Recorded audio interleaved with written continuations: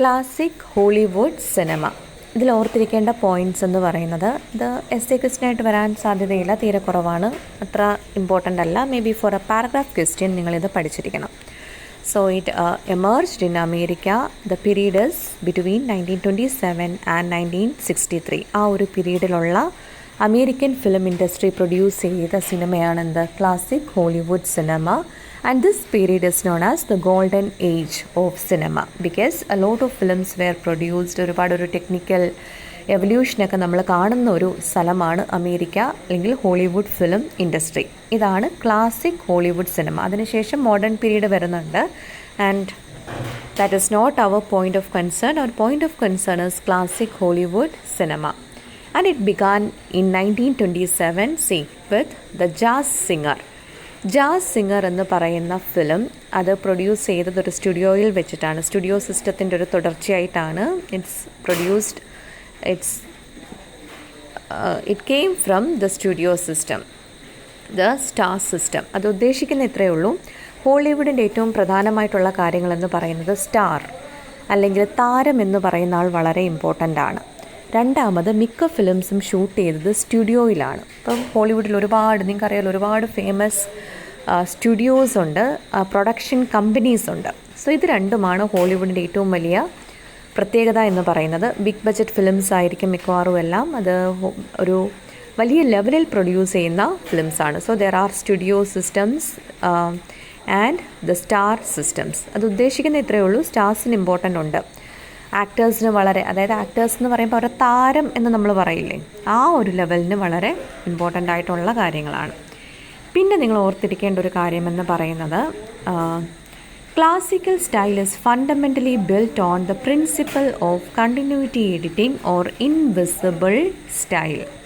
Continuity editing ആണ് classic Hollywood cinema എന്ന് പറയുമ്പോൾ. കണ്ടിന്യൂറ്റി എഡിറ്റിങ്ങിനാണ് ഇമ്പോർട്ടൻസ്. എന്താണ് what is meant by continuity editing? അത് ഞാൻ ഓൾറെഡി നിങ്ങളോട് ജംപ് കട്ട് പറഞ്ഞിട്ടുണ്ട്. സോ ജംപ് കട്ട് എന്നൊക്കെ പറയുമ്പോൾ ഇടയ്ക്കിടയ്ക്ക് എന്ത് പറ്റും, നമ്മൾ കണ്ടുകൊണ്ടിരിക്കുമ്പോൾ അതിനിടയ്ക്കെല്ലാം കട്ട് വരുന്നതാണ് ജംപ് കട്ട്സ് എന്ന് പറയുന്നത്. എന്നാൽ കണ്ടിന്യൂറ്റി എഡിറ്റിങ്ങിൽ വരുന്നത് എന്താണെന്ന് വെച്ചാൽ, നിങ്ങളൊരു ഇൻവിസിബിൾ സ്റ്റൈലാണ്. ഈ സിനിമയുടെ സീൻ മാറുന്നതൊന്നും നമ്മൾ കൃത്യമായിട്ട് നമുക്ക് മനസ്സിലാക്കാൻ പറ്റില്ല. സീൻ മാറുക എന്നല്ല, ഒരു ഷോട്ട് കഴിഞ്ഞ് അടുത്ത ഷോട്ടിലോട്ടുള്ള ട്രാൻസിഷൻ എന്ന് പറയുന്നത് വളരെ സ്മൂത്ത് ഫ്ലോവിങ് ആയിരിക്കും. അതിനിടയ്ക്കൊരു ബ്രേക്കോ ഒന്നും വരില്ല. സ്മൂത്തായിട്ട് ഇങ്ങനെ കണ്ടിരിക്കാവുന്ന ഫിലിംസ്, അതിനെയാണ് ഇവിടെ കണ്ടിന്യൂറ്റി എഡിറ്റിംഗ് സ്റ്റൈൽ എന്ന് പറയുന്നത്. അതുപോലെ തന്നെ ഇതിൻ്റെ ഒരു മെയിൻ തീം എന്ന് പറയുന്നത്, എന്തെങ്കിലും ഒരു ഒബ്സ്റ്റക്കിൾ ഉണ്ടാവും, ഒരാളുടെ ലൈഫിൽ എന്തെങ്കിലും ഒരു ഒബ്സ്റ്റക്കിൾ ഉണ്ടാവും, അയാളുടെ വിൽ പവർ ഉപയോഗിച്ച് അത് സോൾവ് ചെയ്യുന്നു, അതിനെ ഡീൽ ചെയ്യുന്നു എന്നുള്ളതാണ് ക്ലാസിക്കൽ ഹോളിവുഡ് സിനിമയുടെ ഒരു ഫീച്ചർ എന്ന് പറയുന്നത്. There will be a primary narrative intertwined with a secondary narrative or narratives.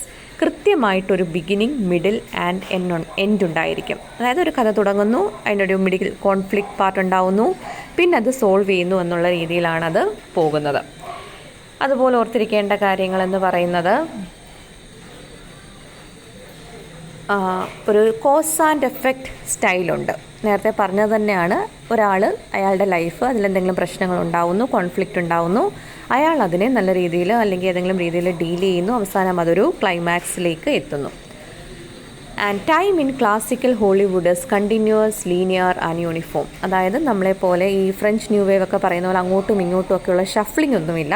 നേരായ ലീനിയർ ആയിട്ടാണ് ടൈം പ്രോഗ്രസ് ചെയ്യുന്നത്. ഒരാളുടെ ലൈഫ് കുറച്ചു നേരം ഫ്ലാഷ് ബാക്ക്, കുറച്ചു നേരം മുന്നോട്ട്, അങ്ങനെയല്ല, ആ ലീനിയർ പ്രോഗ്രഷനിലാണ് ക്ലാസിക് ഹോളിവുഡ് സിനിമ പോയിക്കൊണ്ടേയിരിക്കുന്നത്. And most Hollywood pictures adhere closely to a genre: western, slapstick comedy, musical, animated cartoon, biopic. ഇതൊക്കെയാണ് ക്ലാസിക്കൽ ഹോളിവുഡ് സിനിമയിൽ ഉണ്ടായിരുന്ന ജാണർ എന്ന് പറയുന്നത്. വെസ്റ്റേൺ ഫിലിംസ് ഉണ്ടായിട്ടുണ്ട്. വെസ്റ്റേൺ മീൻസ് അതിൽ കൗബോയ് ഫിലിംസ്, പിന്നെ കോമഡി ഉണ്ടായിട്ടുണ്ട്. ദെൻ ദർ ആർ മ്യൂസിക്കൽസ്, പിന്നെ ആനിമേറ്റഡ് കാർട്ടൂൺ, ബയോപിക് തുടങ്ങിയ കാര്യങ്ങൾ ഉണ്ടായിട്ടുണ്ട്. MGM ആണ് അതിലേറ്റവും വലിയൊരു ഫേമസ് സ്റ്റുഡിയോ എന്ന് പറയുന്നത്. അതിലേറ്റവും ടോപ്പ് സ്റ്റാർസൊക്കെ അവരുടെ ഫിലിംസിൽ അഭിനയിച്ചിട്ടുണ്ട്. വോൾട്ട് ഡിസ്നിയുടെ അനിമേഷൻ ഫിലിംസും ക്ലാസിക് ഹോളിവുഡ് സിനിമയുടെ ഭാഗമാണ്.